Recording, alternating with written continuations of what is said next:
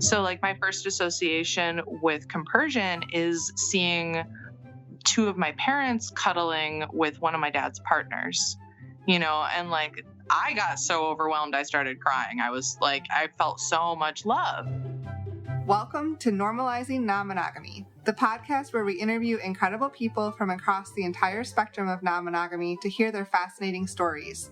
We strive to bring guests on the show who have a healthy approach to non-monogamy. However, it's important to remember that everyone does it a little bit differently, and the views and opinions expressed by our guests do not necessarily reflect our own. Additionally, we produce this show for entertainment purposes only. Please be aware that we aren't doctors or therapists. Consult a medical professional for anything regarding your health that you might learn about on the show. Enjoy! Welcome to episode 75. Hey, we're 3/4 of the way to 100. That's pretty cool. Pretty cool. We're Emma and Finn, and today we have an interview with Koe Creation. Yeah, they are a sex educator. They are second generation poly. They talk a lot about growing up in a poly family with multiple parent sets and all sorts of stuff. So it's an amazing interview. And we also talk a lot about actually some really good conversations on flirting and how to flirt safely and work in consent into the flirting, which is a good tip. Yeah. No, it's an awesome interview, and we hope everyone enjoys it. We do have a couple of quick announcements. Oh, wait. They're also an author. Oh, yeah. That's kind of an important piece. So super important. There's links in the show notes for the book, and check it out. How did I forget that? I don't know. We didn't write it down. It's true. Okay, couple quick announcements before we jump into Koe's interview. We will be on August 10th in Findlay, Ohio at Foam Party. Yeah, at the Foam Party for Club Euphoria. Links to that I'm full of energy this morning. The show notes. Yeah. And so check it out. If you're anywhere near the area or want to come to the party, please do. It'll be an awesome time. And if you want to learn more about who Club Euphoria is, I believe that was episode 14. Yes. Way back in the day. Back during the original. Oh, this is still the original. Back in the day. I'll stop. Where are you going with this? I'll stop talking now. What else we got? We got last night. Yeah, we had we're recording this on a Friday, and last night on Thursday night, we had our first Q&A chat for the Patreon group, and it was amazing. Yeah, it was super kick-ass. We had about 10 people-ish. Yeah. Come in, and we talked for over an hour, and everybody gave consent to have the audio recorded, so it is up, available for patrons. So if you're hearing this in the future and you're like, oh, I wish I could have been there, you can be there. Yeah, it's available for everybody on the Patreon. So go check that out. We're super excited to do those, and everyone seemed to love it. Yeah, and we will announce when the next date is for the next Q&A when we have it. Yeah, and thank you to everyone who showed up. I mean, not only for supporting us, but for coming and bringing awesome conversation. Yeah, no, it was amazing, and we couldn't be more happy with how it turned out so far. Let's see, what's next? We got a listener submission. Yes. We beat them into submission, and then they then they submitted.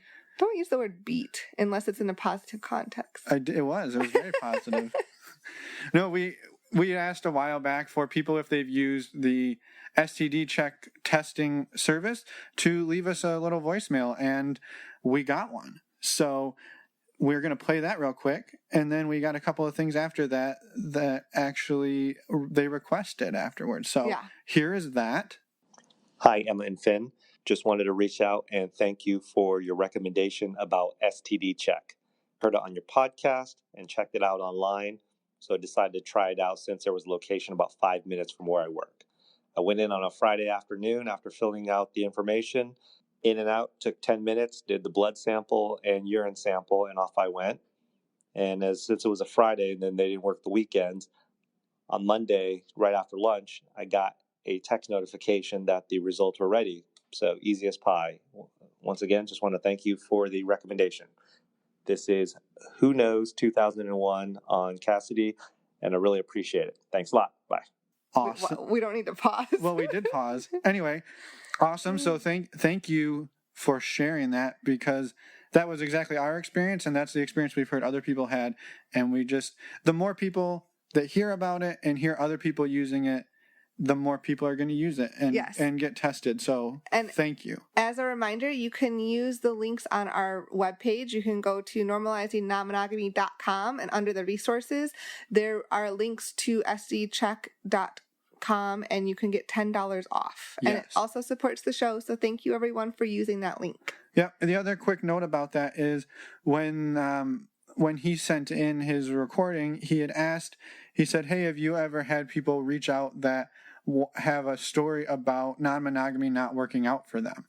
And so we wanted to put that out there because, again, this is ways to help people in exploring non-monogamy. So if you're a listener and maybe you had an experience that didn't work out and it didn't end up good and now maybe you're separated or whatever, I guess whatever the story is, if you're willing to share it and we're willing to help you do it in a way that keeps people anonymous and is a positive and motivational story for people, please reach out to us. We would love to have that. We're not just here to show all of the perfect ways that it happens. Well, yeah, because, we firmly believe that non-monogamy is not for everyone, just like monogamy is not for everyone. So we want to get stories that, that it may not work out there. Well, and plus it gives people things to maybe look out for. Yeah. And things you can learn from it. We can always learn from all situations. So yeah, and we all make mistakes too. Absolutely. Okay. Well, I think that's it. Let's go hear what Koe has to say, and we will see everybody on the other side. Yeah, let's go. And can I swear on the podcast? Yes. Yeah, of course.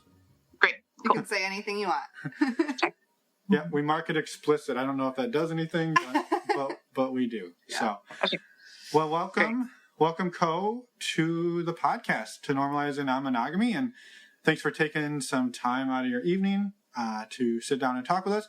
You are, as we were talking a little before, our first official second-generation non-monogamous person. We've had people who suspect their parents were swingers, but nobody that it was like out and about in their household. So we're excited. Thank you so much. Hi. Yeah, my name is Koe, and I am really stoked to be here. And a little fun fact that I've been learning out on tour is that, so second generation sex educator sounds really alliterative, and I've been using that for a long time in my promo. And then somebody called me and it was like, that second generation means your grandparents also must have had to have been poly. And I was like, oh, and what's interesting is that my poly mom's parents were free love hippies and were poly. And so I was like, aha! Totally true. Yeah, it's totally true in a very poly way. So that was a tidbit I wanted to share as my introduction. That's awesome. Thanks. Yeah. So I do, as Koe Creation, I do work around families and intergenerational communication, specifically in regard to non-monogamy, relationship structures, also gender and sexuality, and what it means to be a millennial. So. So roughly, I guess then for anyone listening that has never seen you, you're somewhere in the millennial age range, it would seem. Well, so that it's funny. People will put you in or out of it depending on what they need. But I was born in 1990, what I think is an elder millennial, and I am on the cusp of digital nativity. I did grow up, I was working on a computer by the time I was about 6 years old. But I do remember dial-up internet and rotary phones, all that goodness. So it's been a really fascinating.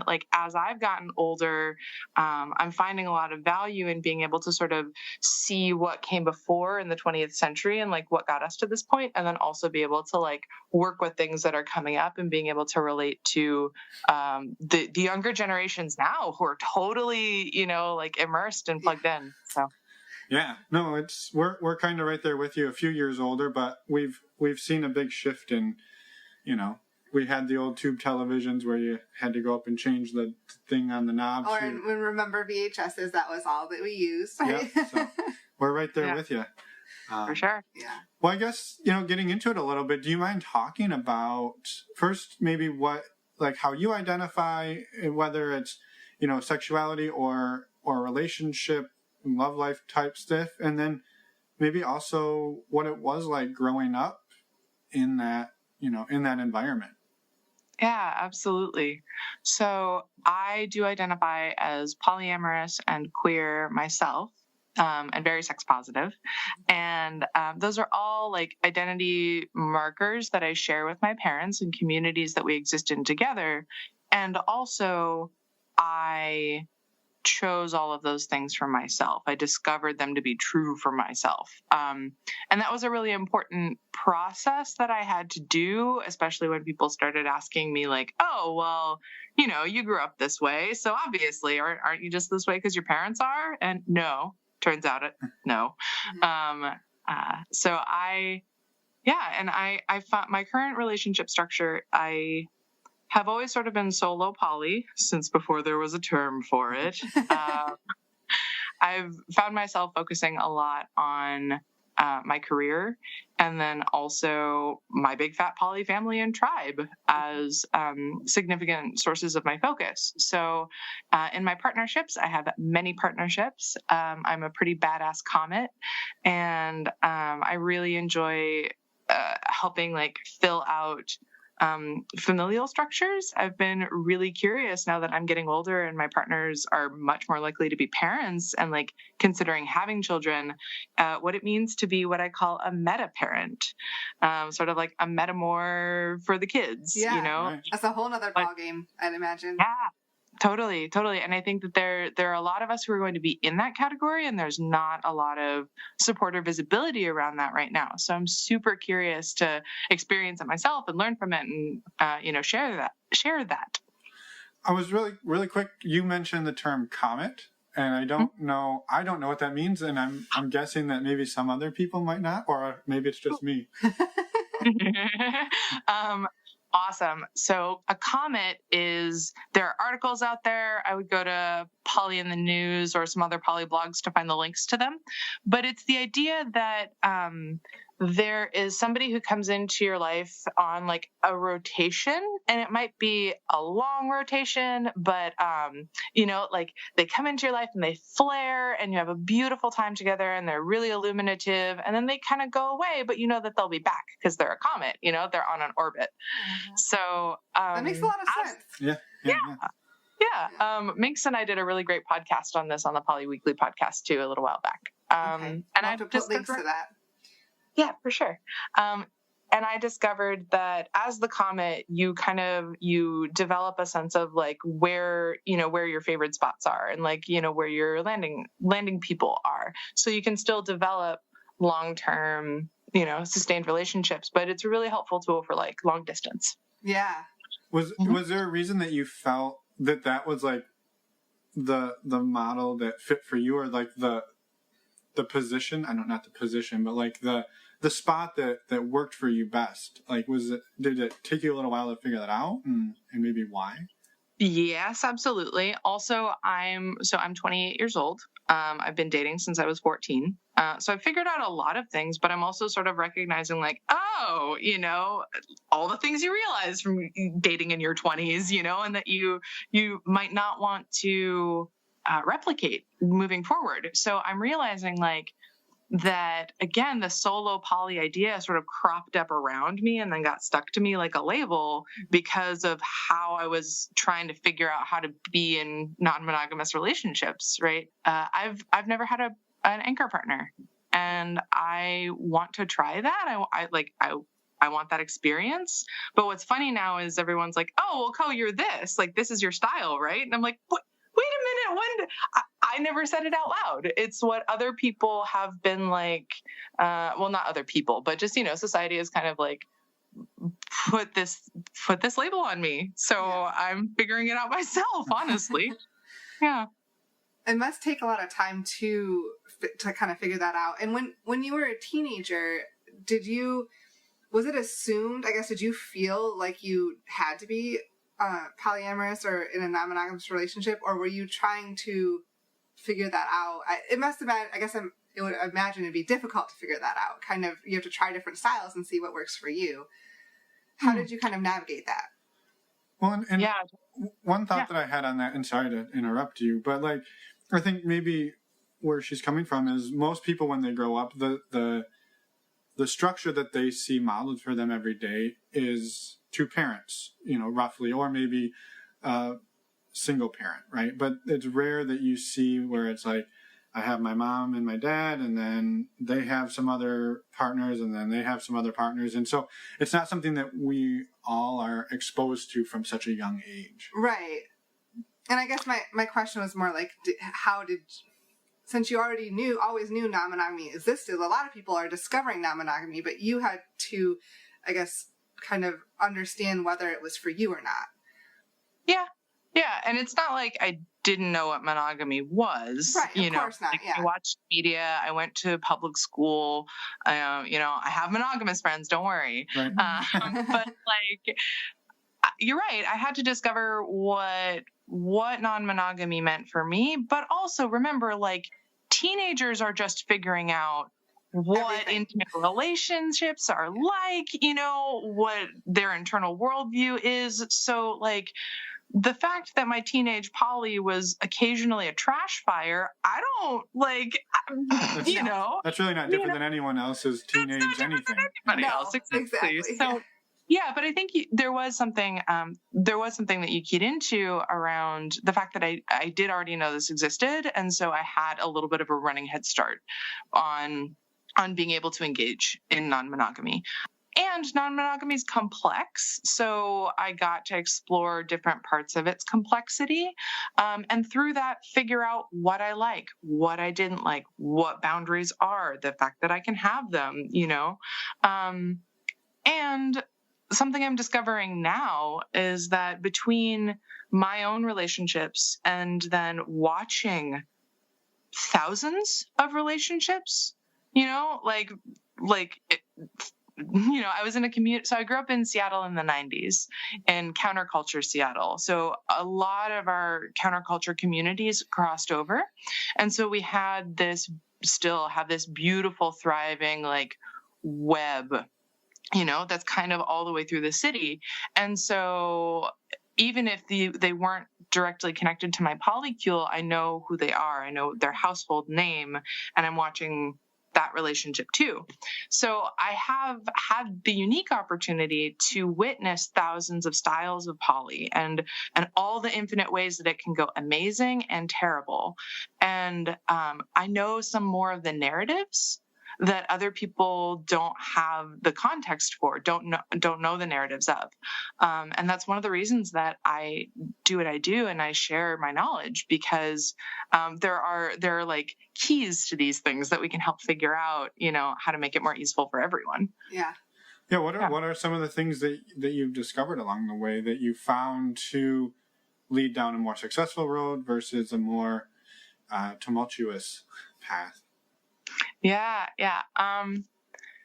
These are a couple of those things that sound simple, right? And then are much more complex. But some of the baseline ideas around relationship, that your partner is choosing to be with you every day, in every moment, and be as engaged as they have capacity to be. And that is the thing to trust in, instead of the rules or, like, whatever you're needing to fulfill your sense of insecurity about the relationship, like, instead framing it as like that gratitude about the relationship. That one's been really big. The idea of compersion. People get so weirded out and wiggy sometimes when it's like, no, this could be a positive, joyful experience. Like, have you ever, like, I invite you to think about, this feeling of seeing other people attain their fulfillment and joy, and find joy in that. It's kind of funny. People literally start getting shifty in their chairs sometimes. And yet, like, there are the other times when the light bulbs go off, and I just see people be like, oh my gosh, that makes sense. That's the word I've been looking for. The interesting thing about that is, both those things you just mentioned should be key pillars, whether it's a monogamous relationship or a non-monogamous one, right? And maybe the compersion isn't around your partner with another partner, but it's watching your partner go and do something on their own and you being happy for them, even though you might not have been the thing that brought them happiness at that moment, right? So it's, I don't know, just something I thought about, that, like, those aren't poly specific, pillars of a relationship. It's true. So one of the things for me is growing up in polyamory, I associate it with familial first. So like my first association with compersion is seeing two of my parents cuddling with one of my dad's partners, and like I got so overwhelmed, I started crying. I was like, I felt so much love. Right. And so to, be able to figure out what the association works for you. So for me, there's a whole lot of like familial stuff that comes up around polyamory.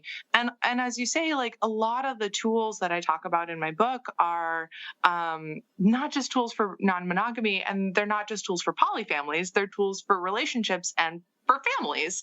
And I am really excited to sort of showcase that and see, how alike my family is with other families. I want to challenge something you said in the intro about like people are growing up, seeing 1 to 2 parents as their, as their baseline. But I would say that a lot of large family dynamics, both in having a lot of siblings, as well as having extended family living in close proximity, aunties and uncles, grandparents, that kind of living is old as time and still very much exists today. Oh, yeah. And so that our framework around the nuclear family, it is a new, young, and pervasive myth.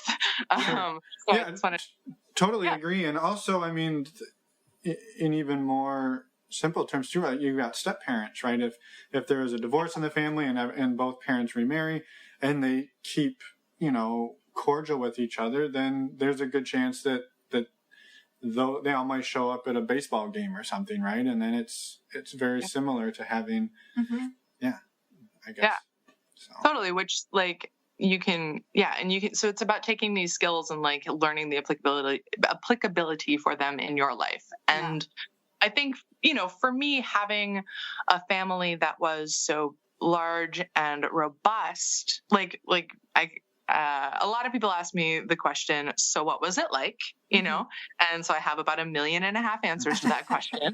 Well, it's a very open-ended question. Yeah, well, and maybe even simpler, what was the dynamic that you grew up in? Like, what did it look like?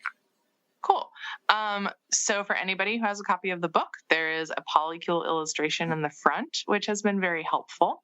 So I grew up with 5 parents. 2 of them are my bio parents, and the other 3 have been in like a lifelong evolving life partner triad. And then my mom, my bio mom, and my bio uncle are 2 of the parents, right? So basically my mom's best friend married her brother. And then all of us have been like surrounding that family unit. It's hard to explain with just words, which is why I wrote it down. But I have 3 moms, I have an uncle, and I have my bio dad. And those are my parents. I have 3 siblings, and those are the people that I grew up with, and were my fundament.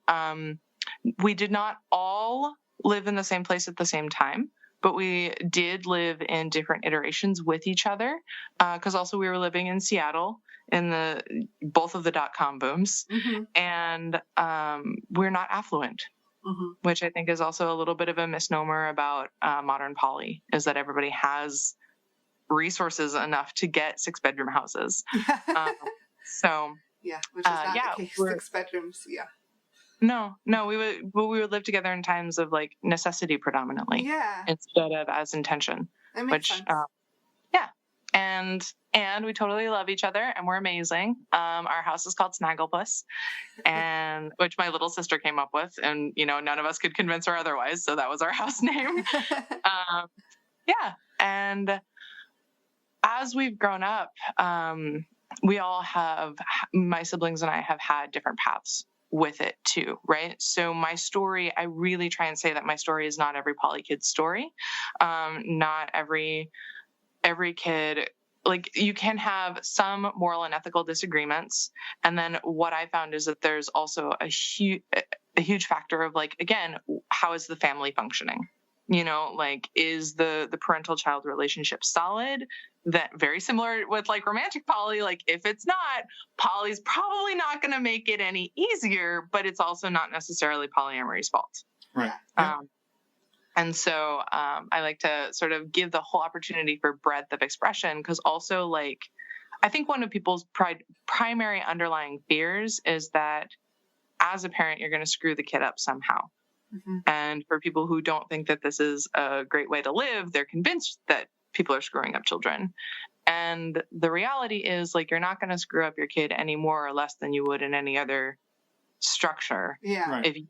Particularly when you are working in your highest ethical self to have good relationships. Yeah. So, well, and the child, like, I would, like, when I was a kid, like, as long as you see people being happy and loving to you and to each other, like, that's what the kid cares about. They just don't want to be screamed at all the time and be or left alone. Yeah. Like, they want love. And as long as they have the love and attention of people that care about them, I think that can go, I mean, that goes a long way. Yeah, exactly. And to answer a little bit of an earlier question, like, on the daily, it looked like, a lot of adults coordinating a lot of logistics in a loving way. There was always somebody who needed to be picked up or dropped off somewhere. There was always a chore or project that we were running. And, parents get sleepovers just like kids get sleepovers. And you have boundaries with who and how people get to interact with the children if they're new in their relationship. And in that way, you end up creating an incredibly loving and abundant container for the kid to go to anybody with a question, or like 5 parents worth of knowledge. It's a real blessing in that way. Yeah. And so you touched on it briefly, was that you have siblings, but that they didn't necessarily follow in the footsteps that their parents laid out, right? And they are not necessarily polyamorous. And I think, or maybe they are, I thought you mentioned something about them having different paths. Yeah, totally. We all do have different paths. And I giggle because my brother calls himself the white sheep of our family. He's still definitely in like a poly relationship, and has his own quirks and kinks, but he personally like looked at the philosophies of the whole community as a whole and said, that's not what I want. Mm-hmm. Right. And my brother has also been in monogamous relationships, and for him, he sees it as a valuable structure, a valuable tool, and containing a lot of knowledge and wisdom that he can use in his everyday, but he doesn't really hold the like poly identity pride flag the way that I do, Yeah. So again, like different paths.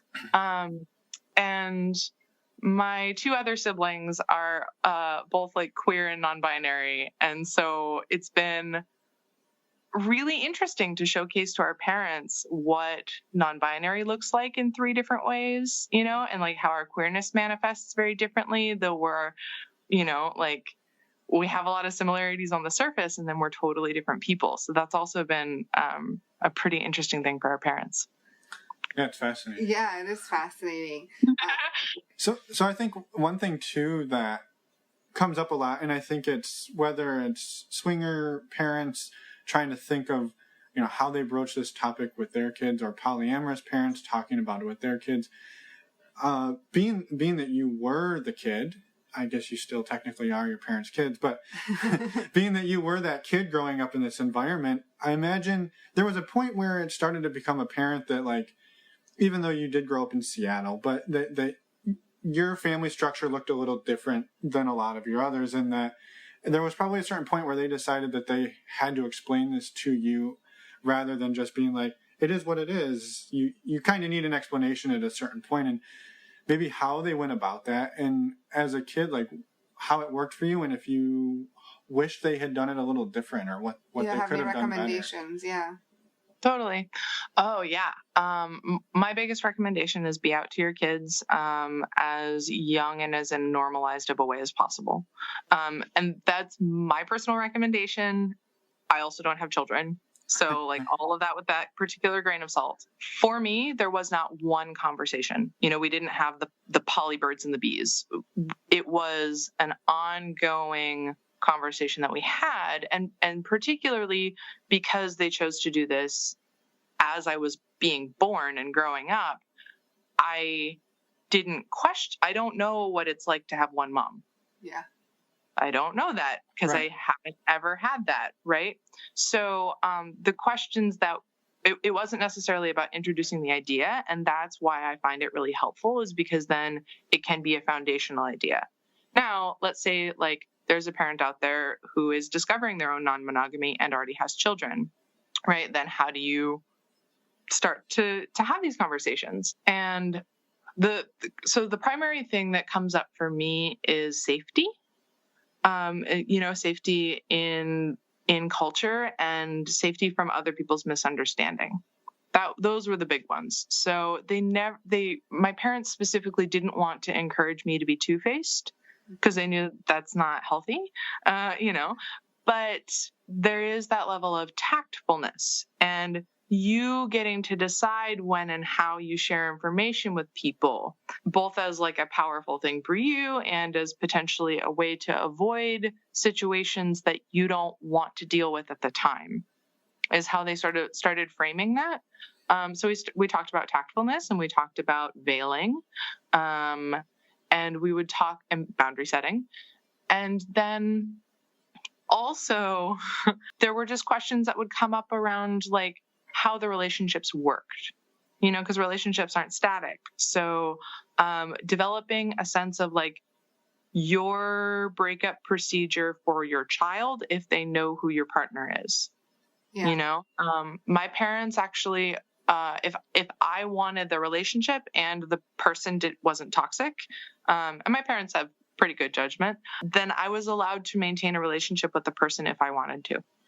Okay. Like even after the parents broke up with them. So what I did like is it forced them to break up amicably enough, that they had to maintain that relationship, which I think is super important in well-networked poly communities. Yeah. And poly in general, like break up well, if at all possible. But specifically because there was that extra weight and factor, I think that it brought some more intentionality into how my parents ended their relationships.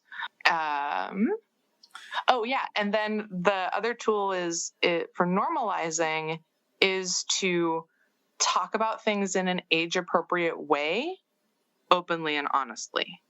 Right. And then also just continuously remind the child that you are the place to come for questions if they have them. Mm-hmm. Right. And so similar to, because I never had like the poly birds and the bees talk, I also never had the one sex talk, but I was able to go to my parents with any question that I had. Yeah. That was on me to go to them. Right. And when I was a teenager, that stopped happening. Right. But when I was young, it was actually very helpful because I wasn't, waiting for them to impart knowledge on me. And then they got a much clearer sense of where my development was at and what age appropriate boundaries would look like in that regard. Mm-hmm. Well, and you also had a wider selection of people to go to for that conversation. I would imagine if you felt your biological mom was the best person to talk to about it, or one of the other people, you didn't have like one person to pick from, which I think is kind of a nice feature. Yeah. Oh, yeah. Yeah. Absolutely. I still do that to this day. Like if I have a question on it, I have to go get a couple, pieces of perspective before making a decision. Yeah, that's helpful, especially if you're indecisive at all, to have people have multiple opinions, and then you can make the most educated decision for yourself. And if 4 out of 5 parents agree, it's got to be the right option. Oh, yeah. There were definitely points too when they had to learn how to be a united front, because like when you have that many like parents and smart children, like they learned real quick how to all communicate telepathically so that they could be that united front. Yeah. And now it's all just group text. Yeah. This is how we feel about this situation. Well, I guess maybe that kind of brings up, like you said, that being the comet and now being the metaparent, you're now sort of falling into some of the roles that you saw modeled for you when you were a child. I guess how has that like looked for you, and I guess has it changed sort of the way that you look at it all, I guess, in a sense? Yeah. So does polyamory look different from the other side? Yeah. Totally. I actually coined the term metaparent with one of my metaparents this winter. It was really sweet because we were texting each other. She and my dad have been in a relationship, a long distance relationship for about 30 years. And so she's always been around, but she's lived far away. And so she and I were texting each other trying to figure out, like, what is our relationship? She's not one of my moms, but she's super important to me. And we figured it out, right? So I like that I have the capacity to start getting like really critical about the narratives, and like really building what I want for my relationships. Because that's one of the powers and joys of non-monogamy, right? Is you get to build it exactly as is right for you. So metaparent, I'm really excited about it. It's like my new baby, my baby word. And like, I'm feeling specifically around being like I'm super stoked on it right now. For me, living in San Francisco, like dating around, if there's a parent, I know what their time is filled with. I know where their focuses are. I know that they've got drive and vision. Yeah. When they don't text me for 4 days, it's not because they probably, are looking for something better to do. Like, yeah. It's been a very adult feeling. And specifically when engaging with the young ones, I've actually discovered I have my own boundaries around that. Like it's not just on the parent to figure out all the things. Yeah. I personally want to know the kid's name, if they're in school, what their passions are, what's going to be a good way to engage with that kiddo. Yeah. Like, I want to know that before I meet them. So you can relate to them. Totally, as an actual tiny person that I want to get to know. Yeah. Well, and I'm curious, so this is something that, coming from Seattle, I'm sure you're familiar with Dan Savage, I would assume. Mm-hmm. So, yes. Okay, so one of the things he talks about, and I'm not attempting to pit you against Dan Savage here and your advice, but okay. He talks about like if you are doing the if you're polyamorous or swingers or whatever the dynamic is where there's multiple adults coming into a household, that I think, to back up a little bit, I think usually he frames this around if it's a single parent starting to date someone new, that they wait a while before they start introducing their kids to new, parents, not necessarily that they're parents, but to new adults that could start to look like that role. And I guess how do you approach that in terms of like, do you wait, 6 months, make sure you're somewhat solid before they start bringing you around their kids? Or I guess, what is your preference as both a kid and... Or are you figuring that out still, I guess? Totally. Fun fact, Dan Savage actually interviewed me and was one of the propagators of the word polycule. So Dan, I got mad respect for Dan. That's awesome. Yeah. So I've always had a rough time with arbitrary timelines because there's gonna be a situation where that timeline is going to cause strife for some reason. You're going to feel like you're ready before it's happened, or like, what if 6 months comes around and then you don't feel ready? Does that mean there's something wrong with your relationship? That arbitrary timeline has never seemed, I think it's good to help you think about keeping a little bit of time and distance to get to know this person. Yeah. Sure. And keeping perspective as you form that relationship. Absolutely. And then also talk to the person about it. I'm open and forward with the people in my life who have kids. I'm like, hey, do they know? Do they know about you? Also how you're framing it to the youth, right? So there's, for some people, like I go over and I'm a special friend. Or I'm just a friend, right? Just like one of mom and dad's friends. Or there are other times when like they know what's up, and at that point, the child and I I actually kind of defer to the child to like figure out like, do they want another person in their life? Like also because the parent might want something, like I don't assume that of or with the child. They're not as concrete rules, right? But it really is about like figuring it out. And if you're looking for like, you know, something to key into that point in your romantic relationship where you feel like you've leveled, where you feel like you have, and not just the NRE, but like you feel like you have a solidity if shit goes down and you need to take care of both this person and your child. How is that going to work? Right. Like if you both can answer that question, I think you're vastly better prepared to actually do the thing. Yeah. Right.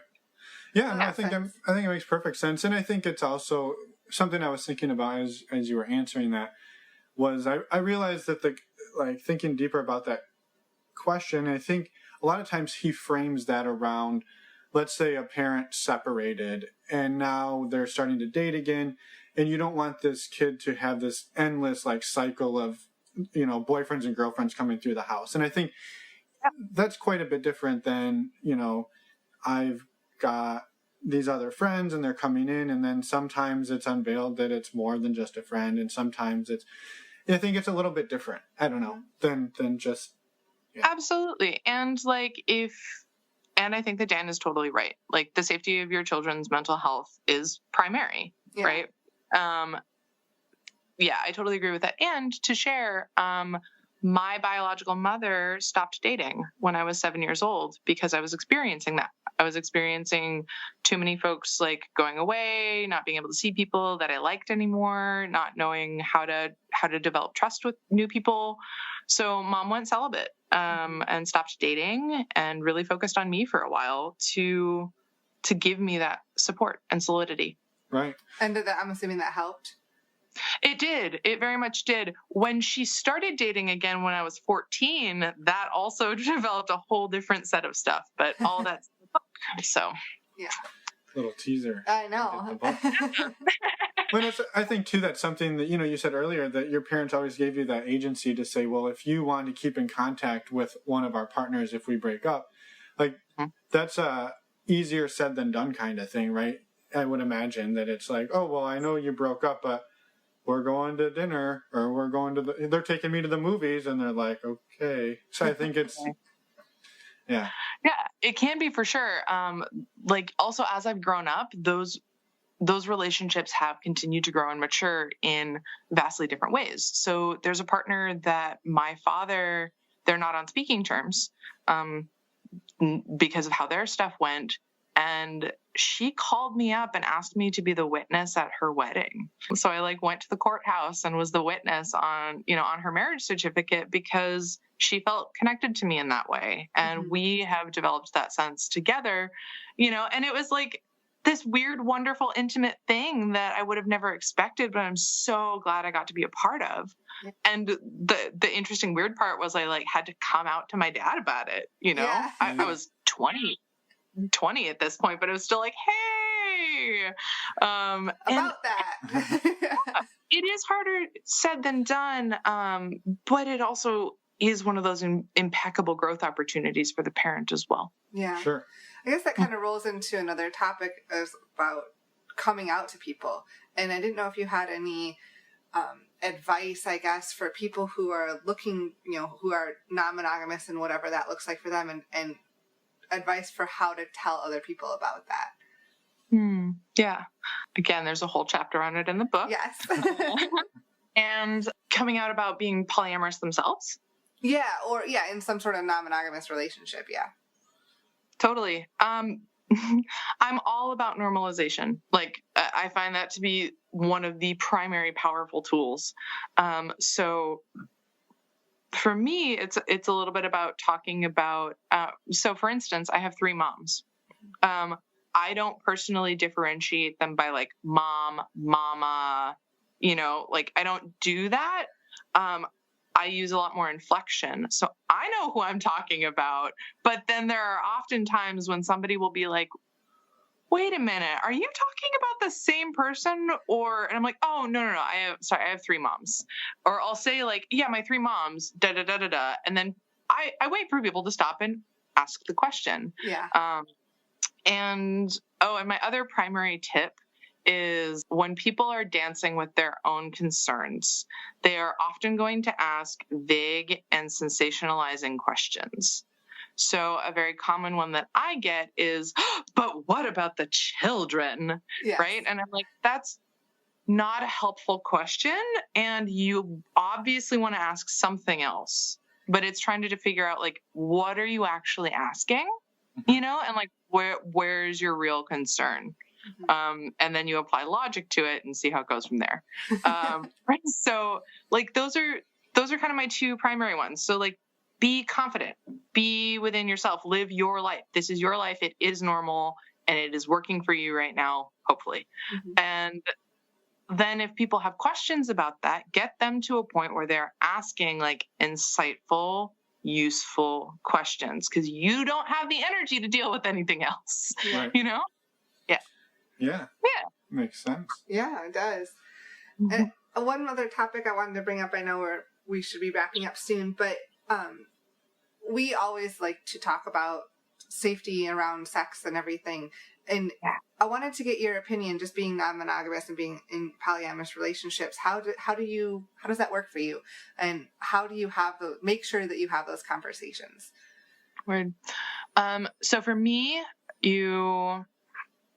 I've taken the safer sex conversation and put it into my flirtation and foreplay practice, right? So when I'm flirting with somebody and we get that look in our eyes and we're like, you want to find somewhere else? I'm like, great. What are we down for? Like it's about building consent into the conversation. I think that sexual health is absolutely a component of consent, and vice versa. So yeah, what are we doing? What are you down for? And then you move forward from there. And so if you like get to the point where you want to start swapping fluids, then I'll kiss somebody and then pull away and bat my eyelashes at them and be like, so can I have a quick conversation with you? While I trace my finger on their chest, and they're like, oh yeah, we should do that, huh? And then if they get nervous, then I get to just breathe through it. And I have my safer sex elevator speech, which I got from Reed Mahalko many years ago. And so I go through and I've got it sort of memorized now, so it's easy for me to talk about. I know which order things go in. And I'll just talk about, my last time I got tested, what I got tested for. I'm really a stickler about using the terms reactive and non-reactive versus dirty or clean or positive or negative. Your mileage will vary, but I'm kind of a stickler about that one. And then because there's a negative connotation a lot of times with clean or dirty and those words, and even positive or negative. Yeah, right. That too. Yeah. It can be confusing because you're talking about antibodies. Like it can be confusing, but and again, if your partner that you're engaging with is flustered, I got to bring it down to their level. Yeah. Right. So, because I can get real wordy and I'm a nerd. So, well, you're very familiar with that stuff too. So it's like, it was what you do. You talk to people a lot about it. Right. So I'll sort of say my spiel, and then if they don't say anything, I'll, ask a question like, okay, when was the last time you were tested? And they're like, oh, okay, this time. And I'm like, cool. Do you remember what you were tested for? Great. And then so I go there and then negotiate from there. And for me, it's a lot about, I fall back on my acting training. You're allowed to mess up, but you're not allowed to disengage from your audience. Right. That's when you lose the magic. And that's what I think people are really afraid of, is losing the magic of that sexual experience because of bringing in this thing that might be fearful. Yeah. Right. So you just gotta make it fun, and you gotta understand that this is a part of it. And I can be a little absurd about stuff. So I'll take the glove and snap it, and I'll make it fun. Right. The other thing I wanted to mention is that the other aspect of this is about talking with your doctor, and Minx and I did a really great recording on advocating for yourself with your doctor on Poly Weekly. I'll get you that link too. Perfect. Yeah, we'll put it in the show notes. Thanks. So I guess the thing that that struck me about the way that you asked for consent, because I think some people might have even missed it. It happened so smoothly that like there was a consent ask of like, yeah, what are you down for? And that right there was you giving them the opportunity to tell you what they're interested in. And you can even say, okay, well, if we're going to do that, where are your limits at? And you can roll it right in there. And it happened it happened very seamlessly, right? And I think people think you have to stop and be like, which type of sexual acts would you like to engage in now? And it does not have to be that way. And so I think that's something that it was neat how you did it. And I think it happened so smooth that most people probably missed it. So I wanted to point that out. Thank you for slowing down and taking the second to do that. Yes. And the other one, if you don't mind talking a little bit about the reactive, non-reactive versus positive and negative, because I know, we've definitely heard a lot of people talking about not using the clean and dirty versus the positive, negative, but I think the reactive, non-reactive is something that we haven't heard as much about. And maybe if you don't mind elaborating on that. Sure. Similar concept, right? So just taking away these connotations of like who you are as a person from like how your STD panel results come up. And when you look when you look at your results, sometimes they'll say positive, negative, sometimes they'll say reactive, non-reactive. And that's scientific terms, right? Or if there was a reaction to the antibody that they're testing for, that means something, right? And if there was non-reaction, that means that there's nothing to look at. There's no concern. And so for me, it's just really about bringing that objectivity is my goal. I understand that it can seem a little clinical or a little too scientific for some people, but also humans, like we get confused kind of easily with simple stuff like this, right? So if it was like, because positive also in English has a genuinely like the value judgment on it is positive, is good. Right. So that verbiage, and particularly like when you're about to be sexual, it's a vulnerable space. And so the like setting yourself up for success, I think, is what negotiation and consent are all about, right? So if somebody's saying to me, yeah, I test positive for HSV1, I have to be like, okay, positive means that you have, okay, so you have it, but then what does that mean for me, right? Like, and so for me, when I hear like, I test reactive for this thing, then I'm like, oh, the test said this thing. That for me makes it easier, I guess. Sure.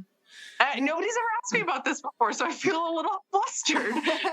No, I was just curious because I know it's not something that, unless you've really read through your results, that you see those terms come up frequently during the conversation. So we appreciate it. But does it kind of make sense, right? So like if somebody were to say to you like, hey, I'm non-reactive for all bloodborne pathogens, like that would make sense? Yeah. I mean, I think so. Yeah, I mean the positive negative thing, right? It's always been one of those kind of counterintuitive things, like, yay, I came back all positive, and you're like, that's probably not what you want, but right, exactly, yeah. So yeah, I feel it makes sense. Non-reactive, reactive is clearer, and like you said, if someone seems flustered or confused, you can then use other words to talk about it. But I would say too, though, to give people that freedom or that leeway that. I don't think positive and negative are as toxic of terms as clean and dirty, I guess, in my opinion, right? I still think they're a much better approach, maybe I would agree that they're definitely a stepping stone in an evolution away from the connotations that those words had that hurt people so much in this context, right? So it's also about like remembering that like for some people it's going to be a heavier thing than other people, and you never really know. Right. So it's always good to have a lot of tools in your back pocket. Exactly. Yeah. Well, we should probably wrap up. Yeah. Well, I think we could probably talk for quite a while, and maybe we get to do it again. And we've talked a lot about your family and that side of it. Maybe we get to come back and do more of the the Koe's personal life side of it and dive in deep there. So. You are so much fun to talk to. I would love that. All right, perfect. Well, we will, I guess, maybe give you the opportunity to share any last tidbits. Yeah, and plug your book. And plug the book name and all that, and where people can find it besides in the show notes. And, yeah. Awesome. Great. So thank you so much. My name is Koe Creation. That's Koe Creation. And you can find me online. My tag is at Koe Create. That's KoeCreate. And at coecreation.com. And we've been talking about my book this whole time. My book is called This Heart Holds Many. It is available on Amazon for under $20. It has an ebook and a paperback. And if you are going to be in Portland, Atlanta, Austin, or Albuquerque in the next month, I am going to all of those places. I will also be seeing you fine folks at Atlanta Poly Weekend. I know. So excited. I'll be teaching and doing signings there. So all this information can be found at coecreation.com and online. So thank you. Awesome. Yeah, absolutely. So thank you for your time, and we look forward to doing it again in the future. Yeah, and links to all of that will be in our show notes. We're back, and thank you to Koe. Yep.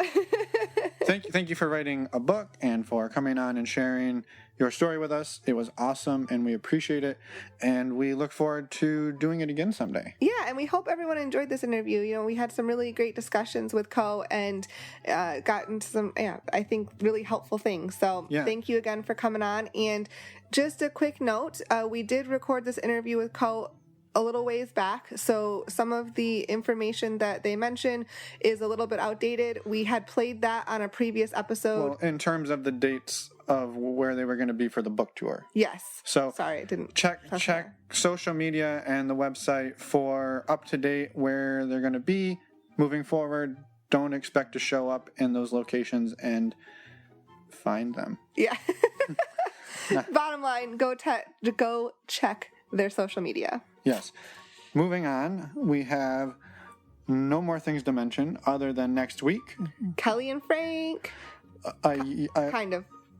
It's Kelly's talking. Well, Kelly is speaking for the two of them because Frank was on tour as a musician. Yeah. And was not able to be there. But super interesting couple.